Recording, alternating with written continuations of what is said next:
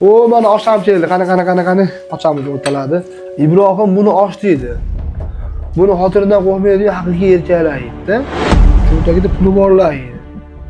Sen ham uyda shirillatib mastaga cho'masdan osh-boshga yeb tur.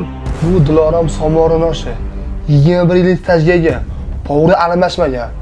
Bu Somorni bilgan biladi. Muhammad Ali to'g'ri gapiryapti. Oshqozoningga yangilik bo'ladi. Bir yilda bir marta bo'lsa ham xotin ekandan ruxsat olib kelib turaver. Nima? Osh tuzda hal qilishmoqchimisan? Boyvachalik qilishni o'zimiz to'laymiz. Oshna qo'yaver. Bular hazillashyapti. Oshtol, bular gapiraveradi. Bismillahirrohmanirrohim. Uka povuga rahmat aytib bersan. Bizning shotimiz qancha bo'pti? Akajonim shotinglarni bu akamiz to'lab qo'ydi. Kamchilik yo'qmi? Toshdan tado chiqibdimi? Voy. Oshni endi qanaqa qilib hazm qilamiz?